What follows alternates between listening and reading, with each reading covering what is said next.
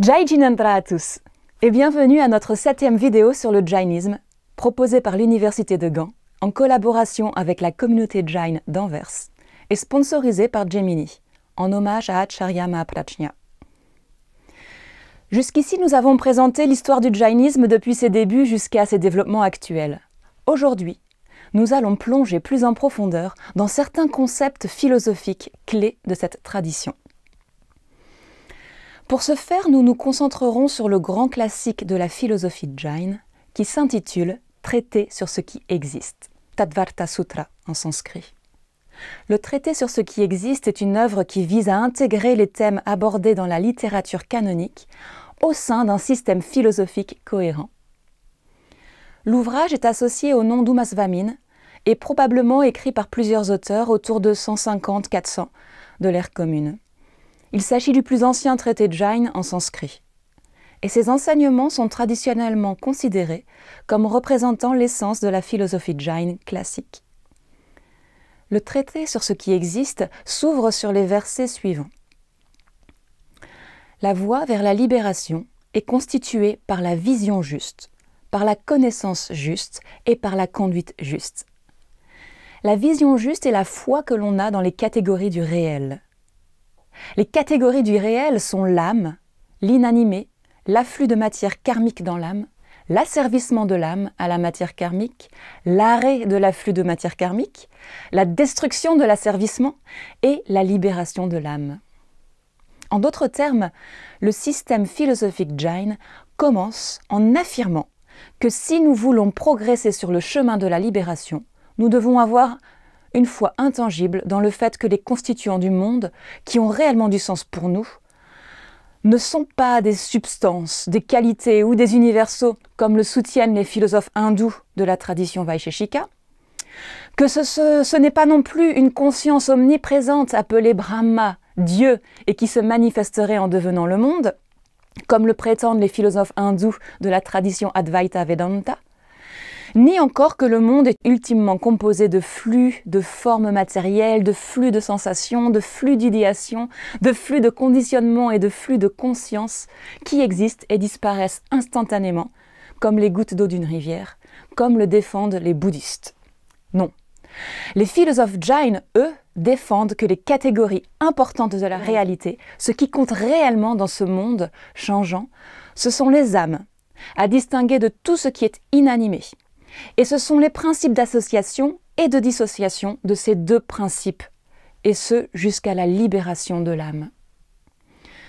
Je veux vraiment insister sur ça, car considérer le monde comme étant principalement constitué de ces catégories et entrer dans un processus pour mettre fin à la mauvaise association entre l'âme et l'inanimé, c'est ça la voie Jain. Pour le dire autrement, la dissociation de l'âme et de la matière karmique, qui est l'un des inanimés que nous allons voir, c'est l'objectif principal des pratiques religieuses dans le jainisme. Dans cette dynamique, il devient clair que l'enquête philosophique est un outil décisif pour atteindre l'objectif religieux. Car la philosophie nous aide à distinguer ce qui est important de ce qui ne l'est pas. Il est intéressant aussi de noter que mérite et démérite, punya et papa, sont ajoutés à cette liste dans le jainisme contemporain. Maintenant, examinons chaque catégorie plus en détail. Tout d'abord, l'âme, jiva. Il y a autant d'âmes qu'il y a d'êtres vivants dans le monde. L'âme est ce qui désire le plaisir, ce qui évite la douleur, ce qui agit de manière bénéfique ou nuisible, et ce qui en récolte les fruits.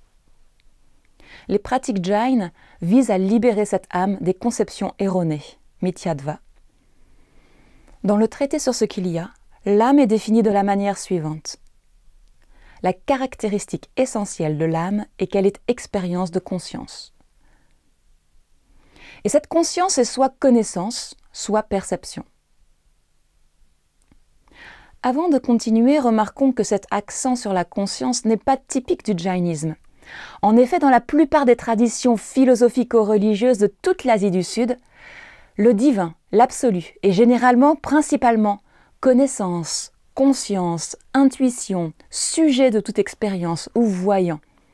De cette façon, la conception Jain selon laquelle l'âme est conscience non obstruée est pleinement à sa place ici. Ainsi que le fait que notre progrès spirituel est un progrès qui apporte vertu et connaissance en même temps. Pour expliquer cette dernière thèse, nous devons d'abord en dire davantage sur les mécanismes du karma. Le karma est dans le jainisme conçu comme un type de matière subtile qui remplit tout l'espace cosmique. La propriété spécifique du karma est de développer les conséquences de nos actes, vertueux ou mauvais. Ensuite, à cause des passions qui agissent comme de la glu, la matière karmique colle à l'âme et obstrue les capacités de l'âme. Pour être plus précis, dans les textes les plus anciens du jainisme, les actes violents sont les seuls facteurs directs de notre servitude au karma. Et c'est seulement dans les textes plus récents que les passions ont commencé à jouer un rôle important également dans l'association entre l'âme et le karma. À partir de là, ce n'est plus seulement nuire à autrui, mais aussi désirer nuire à autrui qui nous a servi. Prenons une métaphore pour voir concrètement ce que tout ça signifie. Imaginons le reflet d'une personne dans un miroir. Ce reflet est une forme d'expression de cette personne. Maintenant, imaginons que le miroir est rouge, avec le jeu de mots que l'expression sanscrite raga signifie à la fois objet rouge et attachement, passion. Dans une telle situation, la personne aura une vision rouge, c'est-à-dire déformée d'elle-même, alors que c'est le miroir qui est rouge, non pas elle. Les penseurs Jain nous enseignent que la matière karmique fonctionne de la même manière sur l'âme. Lorsque l'on désire quelque chose, lorsque l'on aborde le monde dans le cadre d'un projet limité, c'est comme se mettre des œillères qui bloquent notre vision correcte des choses. On attire de la matière karmique qui a la forme de notre élan vers cet objet, et cette matière karmique brouille notre vision, la déforme, la bloque, comme un miroir rouge, ou encore comme des particules de terre qui brouillent de l'eau pure et en font de la boue, à travers laquelle il est très difficile de voir. À partir de là, pour voir les choses d'une manière moins déformée, moins bloquée, c'est-à-dire pour voir les choses telles qu'elles sont, au lieu de voir les choses comme je veux qu'elles soient, il faut se débarrasser de nos intentions. Il faut agir avec équanimité. Ce qui signifie aussi agir avec vertu, puisque l'on n'agit plus en étant esclave de nos passions. Et en faisant tout ça, on est capable d'empêcher du nouveau karma de se coller à notre âme. Et donc, on est capable de brûler le karma qui y était déjà également. C'est tout ça qui explique que l'acquisition de facultés supérieures de connaissance est assurée par le renoncement aux passions, par l'action vertueuse et la destruction correspondante de liens karmiques. Le jainisme est donc une religion dans laquelle la connaissance est centrale. Le but n'est pas de se débarrasser d'un péché originel, mais bien de se débarrasser de fausses conceptions originelles. Revenons aux catégories. Nous avons dit 2 mots de l'âme. La seconde catégorie maintenant est celle de l'inanimé, ajiva. Cette catégorie englobe la matière, dont la matière karmique, mais pas seulement. Toute la matière et aussi ses principes d'organisation. Il y a 5 types de substances inanimées, à savoir l'espace, le médium du mouvement, le médium du repos, la matière et le temps. Pour commencer, l'espace, akasha. L'espace est un tout indivisible, unique et omniprésent. Il comprend à la fois la partie occupée par le monde des choses, loka, et la partie vide au-delà du monde des choses, aloka. Un point d'espace est défini comme ce qui peut être obstrué par un atome indivisible de matière. Maintenant, l'espace n'est pas en soi une condition suffisante du mouvement et du repos. Pour éviter le chaos, il est nécessaire de postuler également un médium du mouvement, dharma, ainsi qu'un médium du repos, adharma. La métaphore traditionnelle est que comme l'eau est la condition du mouvement des poissons, dharma et adharma sont la condition du mouvement. Ici, on observe une autre spécificité du jainisme. Alors que dans les autres systèmes, le dharma, étymologiquement ce qui soutient, dharma, et le comportement méritoire, le mode de vie vertueux, la façon d'agir réellement durable, ou encore l'enseignement d'une religion. Ici, le comportement méritoire est appelé punya et le comportement mauvais est appelé papa. Tandis que le dharma est le support du mouvement physique. Il s'agit d'un exemple de la tendance des Jains à matérialiser des concepts éthiques. Plus précisément, si nous comprenons le dharma comme la loi universelle distinguant les actes convenables des actes qui ne le sont pas, c'est-à-dire expliquant les mouvements avec intention, et si nous nous souvenons que dans les conceptions Jain les plus anciennes, seuls les actes concrets et non l'attention sont décisifs, alors on comprend que le dharma soit considéré comme ce qui explique les mouvements physiques en général, qu'il y ait intention ou non de les produire. Maintenant, si on met tout cela ensemble, espace, médium du mouvement et médium du repos, tout ça sont les conditions du mouvement et de l'existence continue des choses. Ces trois principes sont coextensifs avec l'univers entier. Passons à la quatrième substance inanimée, à savoir la matière. Comme l'argile est la cause matérielle du vase, la matière est la cause matérielle du corps, mais aussi celle de la parole, de l'esprit et du souffle. Cela signifie que dans cette conception, non seulement les corps, mais aussi l'esprit, les mots, les pensées et le souffle sont matériels. Simplement, ils sont de la matière subtile, très fine.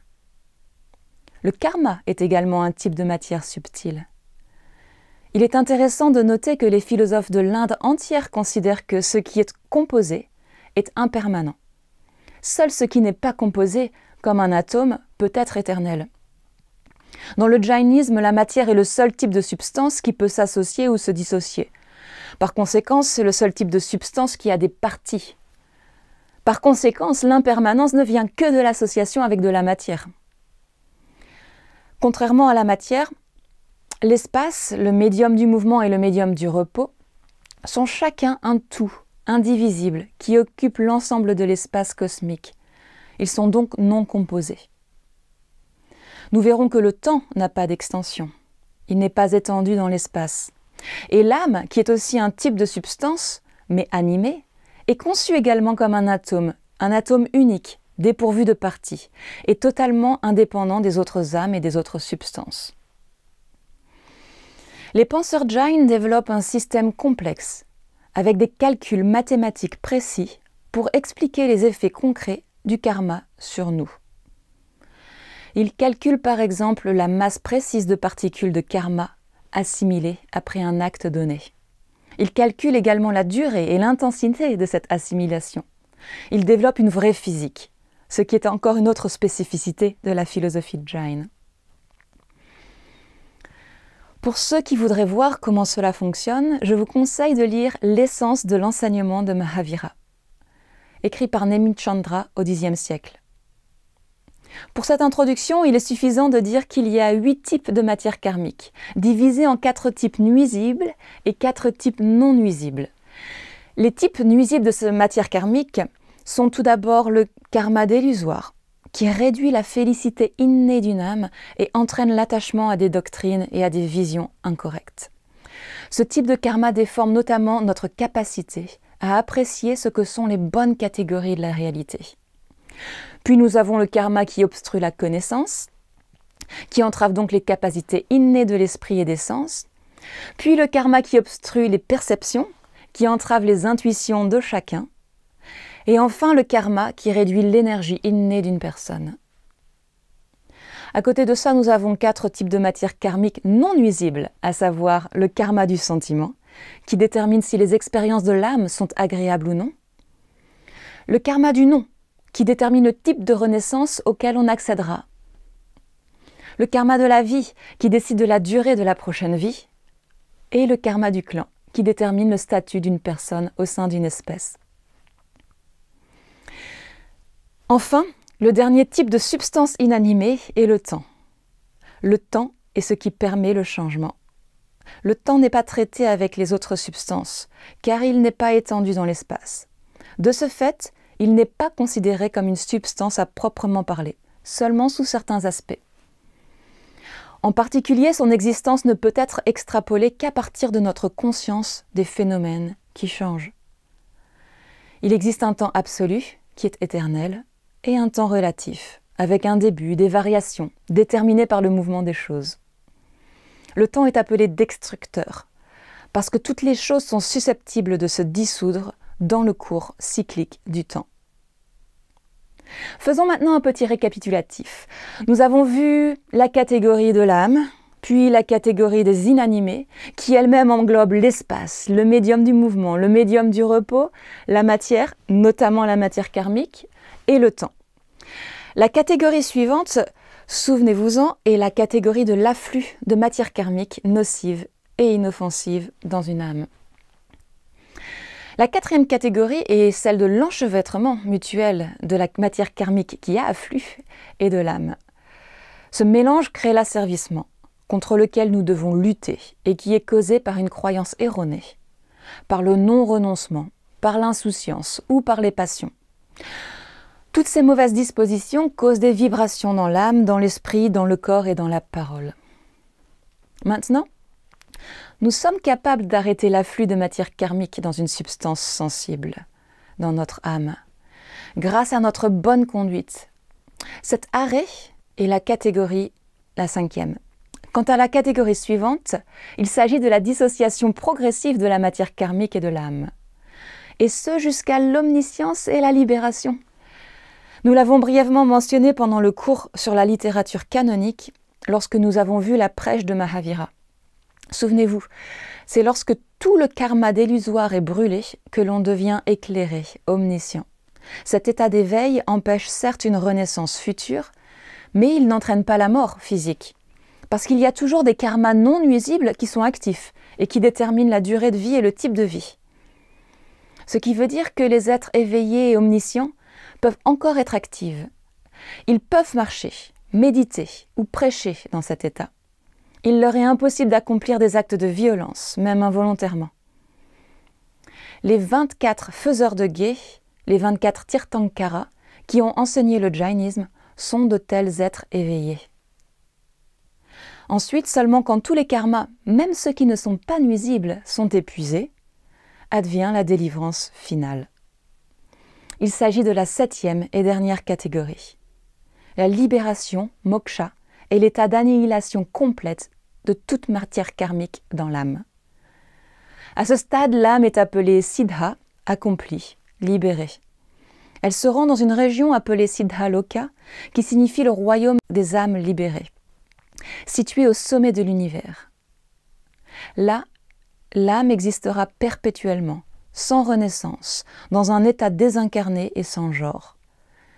L'âme libérée est joie, énergie, perception et connaissance sans obstacle. Elle ne sera plus jamais liée à un état mental déterminé. Il est intéressant de noter que 5 des 7 catégories élémentaires du réel ne sont pas des catégories ontologiques, mais définissent la manière dont l'âme, qui est avant tout conscience active, est en relation avec les choses qui sont inanimées. Cela indique que les catégories pertinentes dans cette métaphysique sont introduites avant tout parce qu'une bonne compréhension de leur nature est essentielle pour caractériser la pratique qui permet de progresser sur le chemin de la libération. C'est une philosophie avant tout pratique. Un autre aspect de la métaphysique jain est qu'il s'agit d'un atomisme. Le monde est ultimement constitué d'atomes qui se combinent. Un atome, Paramānu, est infinitésimal et éternel. Cela signifie qu'il n'est ni créé ni détruit, donc pas besoin de supposer un Dieu créateur. En outre, l'association d'atomes, qui elle est impermanente, n'est pas non plus créée, mais elle suit les lois naturelles. Il n'est donc pas nécessaire non plus de supposer l'existence d'un Dieu qui se chargerait de veiller au bon déroulement du monde. De plus, un aspect important de cette physique pour les pratiques religieuses jain est que les atomes peuvent se contracter et se dilater. C'est ce qui explique que la matière peut augmenter ou diminuer de volume sans addition ou perte de particules. En outre, l'âme est aussi un atome, mais pas un atome de type matériel. L'âme aussi est capable d'expansion et de contraction. L'âme est en fait coextensive au corps physique qu'elle occupe. C'est ce qui explique que nous avons des sensations du sommet de la tête jusqu'au bout des orteils. L'âme est d'une très petite taille dans le ventre de la mère, puis elle s'étend, et à la fin de chaque vie terrestre, l'âme se contracte à nouveau pour devenir la semence de la prochaine naissance. Pour expliquer comment cela fonctionne, les Jains utilisent des métaphores telles que celle d'une lampe. Qu'elle soit placée dans un petit pot ou dans une grande pièce, une lumière éclaire l'ensemble de l'espace. De la même manière, l'âme diffuse la conscience en fonction des dimensions du corps qu'elle occupe.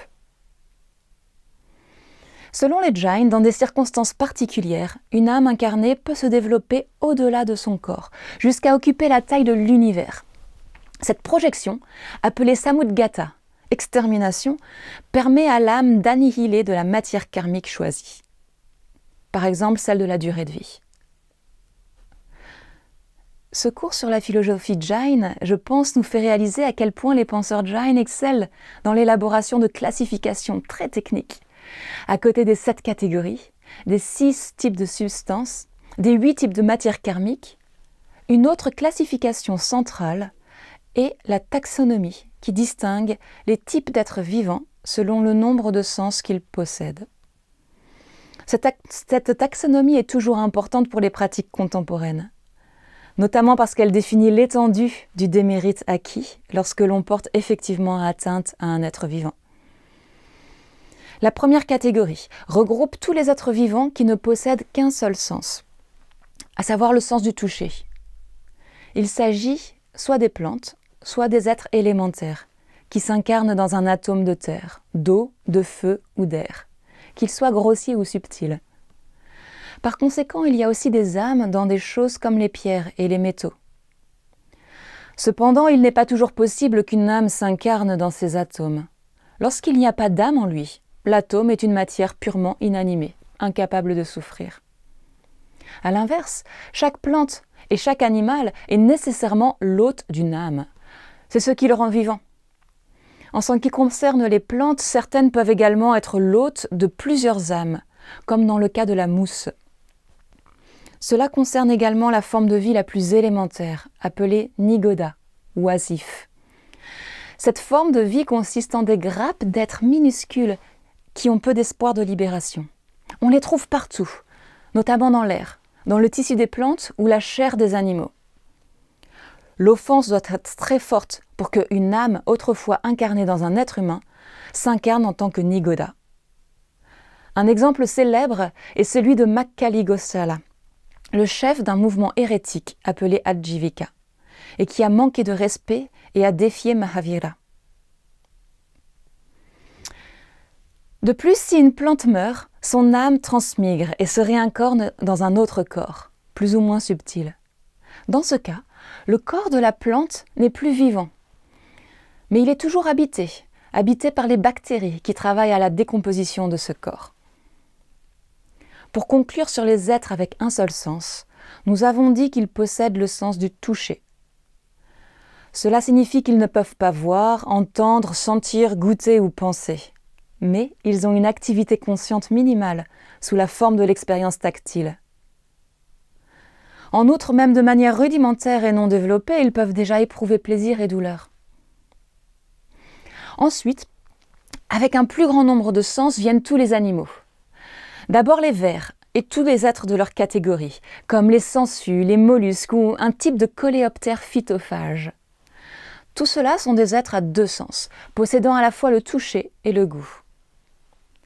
Ensuite, les fourmis et tous les êtres de leur catégorie, comme les insectes phytophages, les termites et les mille-pattes, sont des êtres à 3 sens et sont également capables de sentir. Ils sont suivis par des êtres à 4 sens qui peuvent également voir, comme les abeilles et des êtres similaires, comme les mouches, les moustiques, les papillons ou les scorpions.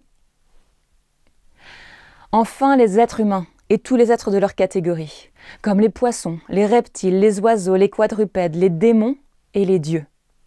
Tout cela sont des êtres à 5 sens, pouvant faire l'expérience du toucher, du goût, de l'odorat, de la vue et de l'ouïe. Parmi eux, certains possèdent également un intellect, manas, considéré par certains auteurs comme un 6e sens.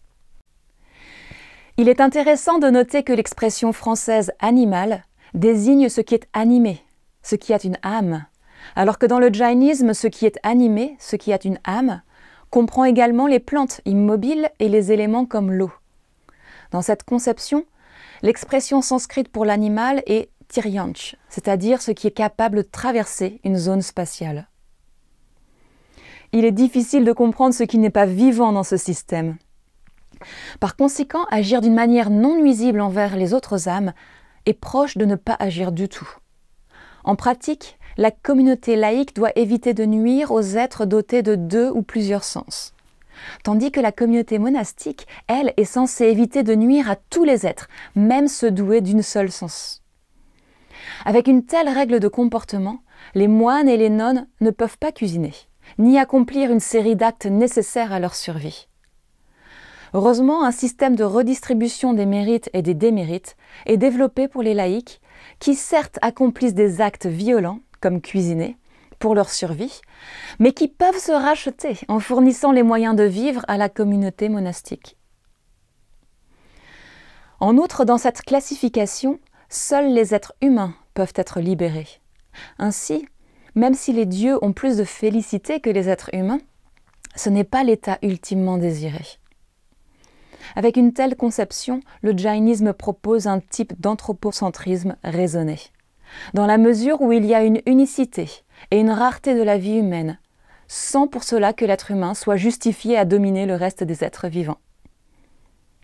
Pour conclure cette vidéo, nous avons vu que la voie Jain consiste à regarder le monde comme étant principalement composé d'âmes, d'inanimés et de leurs principes d'association, et à s'engager dans un cheminement visant à mettre fin à cette mauvaise association. Les traités philosophiques de cette tradition traitent notamment en détail de 7 catégories, de 6 types de substances, de 8 types de matières karmiques et de 5 types d'êtres vivants, pour nous aider à comprendre notre position dans ce système complexe qu'est le monde.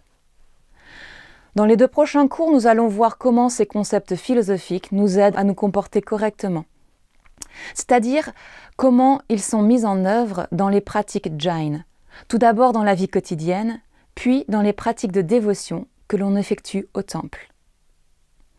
Rendez-vous donc au cours prochain et Jai Jinendra.